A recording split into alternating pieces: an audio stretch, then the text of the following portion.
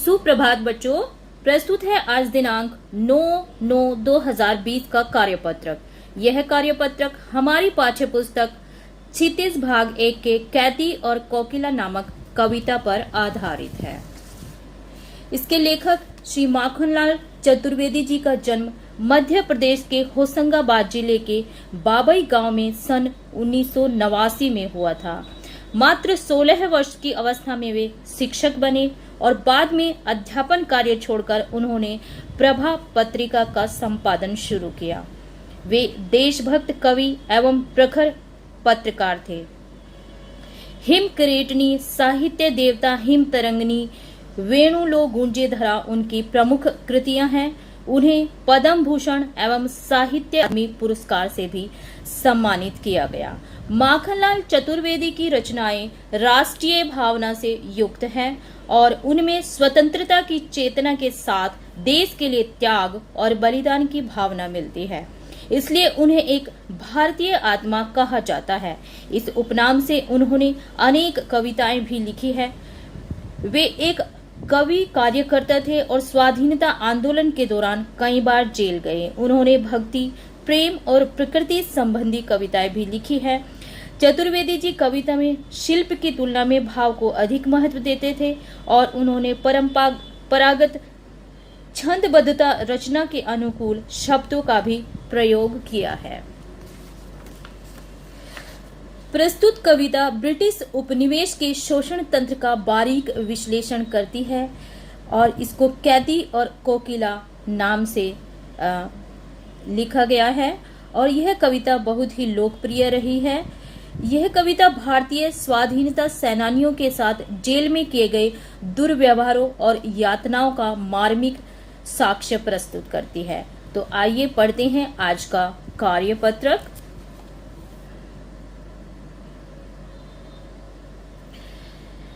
तो कैदी और कोकिला में अंग्रेज सरकार द्वारा भारतीयों के शोषण तथा स्वाधीनता सेनानियों के साथ जेल में किए गए अमानवीय व्यवहार तथा यातनाओं का मार्मिक चित्रण है।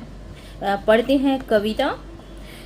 क्या गाती हो, क्यों रह जाती हो, कोकिल बोलो तो क्या लाती हो, किसका संदेशा है। कोकिल बोलो तो क्या गाती हो, क्यों रह जाती हो, कोकिल बोलो तो क्या लाती हो, संदेशा किसका है, कोकिल बोलो तो। कवि कोयल से पूछता है कि तुम क्या गा रही हो और फिर गाते गाते तुम बीच बीच में चुप क्यों हो जाती हो। कोयल, जरा बताओ, क्या तुम मेरे लिए कोई संदेश लेकर आई हो? अगर कोई संदेश लेकर आई हो तो उसे कहते कहते चुप क्यों हो जाती हो और यह किसका संदेश है, जरा मुझे बताओ। कवि आगे कहते हैं कि ऊंची काली दीवारों के घेरे में डाकू चोरों बटमारों के डेरे में। ऊंची काली दीवारों के घेरे में डाकू चोरों बटमारों के डेरे में। जीवन को देते नहीं पेट भर खाना, मरने भी देते नहीं तड़प कर रह जाना। जीवन पर अब दिन रात कड़ा पहरा है, शासन है या तम का प्रभाव गहरा है। शासन है या तम का प्रभाव गहरा है, हिमकर निराश कर चला रात भी काली। इस समय कालिमा मई जगी क्यों आली, क्यों हूक पड़ी वेदना बोझ वाली सी। कोकिल बोलो तो क्या लूटा मृदुल वैभव की रखवाली सी, कोकिल बोलो तो। यहाँ पर कवि श्री माखनलाल चतुर्वेदी जी कहते हैं कि जेल के अंदर होने वाले अत्याचार एवं दयनीय स्थिति का वर्णन करते हुए कहते हैं कि उन्हें जेल के अंदर अंधकार में काली और ऊंची दीवारों के बीच डाकू चोर उचक्कों के साथ रहना पड़ रहा है। उन्हें जहां उनका कोई मान सम्मान नहीं है, जबकि स्वतंत्रता सेनानियों के लिए इस तरह का व्यवहार या बर्ताव नहीं किया जाना चाहिए। उन्हें जीने के लिए पेट भर खाना भी नहीं दिया जाता और ना ही उन्हें मरने दिया जाता, यानी कि उन्हें तड़पा तड़पा कर जीवित रखना ही प्रशासन का उद्देश्य है। तो यहाँ ऐसा क्यों किया जा रहा है? क्योंकि जो ब्रिटिश सरकार है, जो अंग्रेज हुकूमत है, वो चाहती है कि किसी न किसी तरह से जो ये स्वतंत्रता आंदोलन चलाया जा रहा है उसको दबाया जा सके।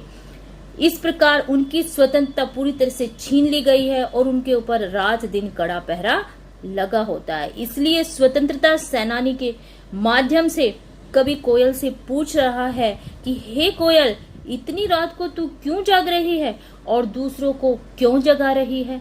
कोयल बोलो तो, जो तुम्हारे कंठ से वेदना की ऐसी हूक सुनाई पड़ रही है।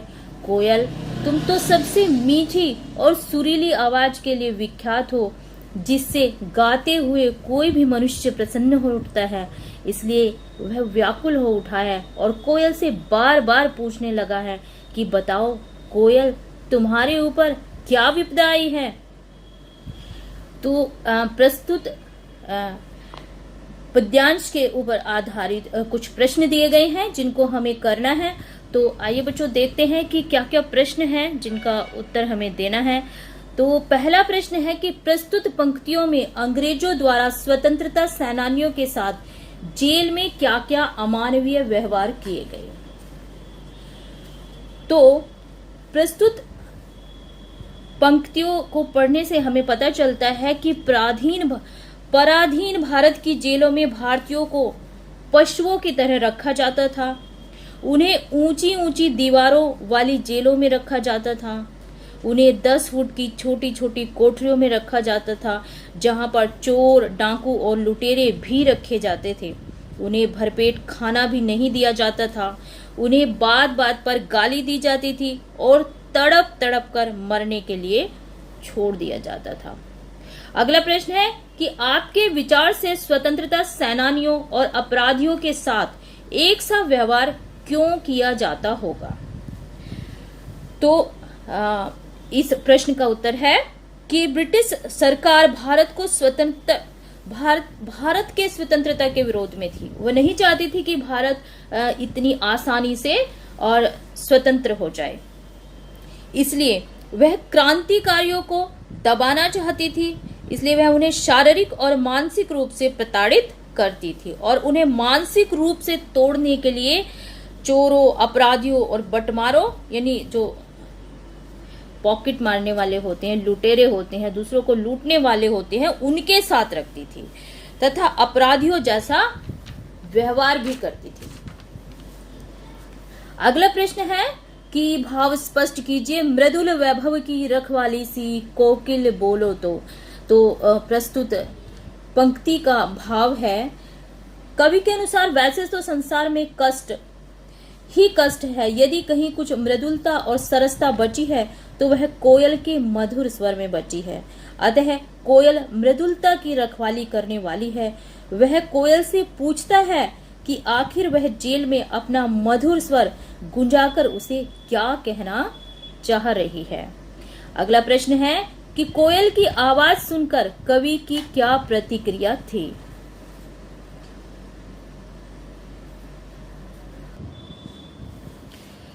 प्रश्न 4, कोयल की आवाज सुनकर कवि की क्या प्रतिक्रिया थी, लिखिए।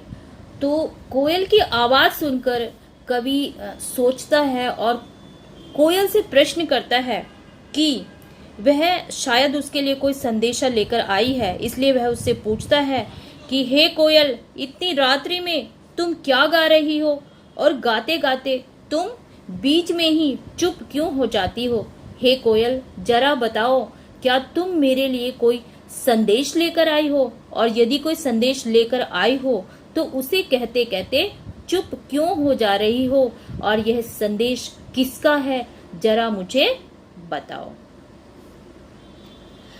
तो ये सभी प्रश्नों के उत्तर थे। आशा है बच्चों कि आपको यह कार्यपत्रक भली प्रकार समझ आ गया होगा। तो आज के कार्यपत्रक में इतना ही। मैं मिलती हूँ आपको अगले कार्यपत्रक में। तब तक के लिए पढ़ते रहिए और प्रसन्न रहिए।